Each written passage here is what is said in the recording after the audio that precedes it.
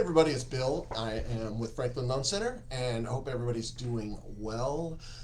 Hey, I wanted to just touch on this week the and I rarely do this, but the unemployment, the non-farm payroll number, the big monthly unemployment number out of the government comes out the first Friday of every month, and that was this past Friday that just came out, and it's always a big number. It's one of those sort of economic data points that has a real likelihood to move the markets and things like that, right? So it's one that we look at every month. It's kind of like we're locking, locking rates in front of it and things like that just to protect ourselves. So on Friday when that number came out, there's always kind of the headline number that we're wondering about, and it's kind of like, hey, how did it come in versus what the anticipation was, and this month it was really came in significantly lower.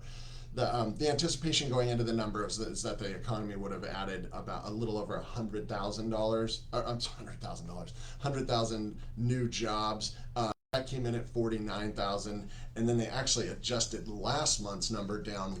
They adjusted it down about 150,000. So that we're just not getting the job creation that we like, right? And wish we could see some more of that.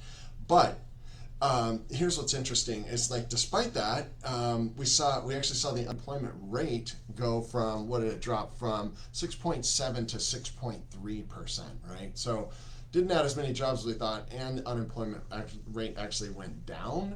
And so thanks to my friends over at MBS Highway, Barry Habib and all his guys, they kind of always look into these numbers. And what really, I mean, and I'm not as sophisticated as those guys, so I'm not going to go into the deep details, and you guys don't probably want it anyway. But what's happening is a lot of people are just getting out of the job market, and their number said about 406,000 people just dropped out of the job market. And so this is the labor force participation rate.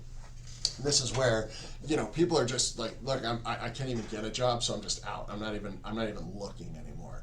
So that's the number that becomes a real concern, right? And it just doesn't show up in some of these headline numbers. So according to Barry Habib and his crew, they're saying that real unemployment rate right now is probably more like 10%. And that helps explain a lot, right? I mean, look, I don't like betting against the economy. I want to see us pull through all this stuff. I want to see that unemployment rate come down. Be really clear, I'm an optimist about this stuff. But at the same time, we're all seeing the same thing, right? Here in California's finally slowly opening up. But it doesn't matter where you are. You're seeing job loss. You're seeing businesses close. You're seeing all these things. And it's just not copacetic with what you're seeing as far as a dropping unemployment rate. So it's just something to keep an eye on. I know that's going to be, it's like, for the government, that's like they're always wanting to make sure that they're keeping that unemployment rate low, as much control as they have over it. I do not rely on the feds for anything.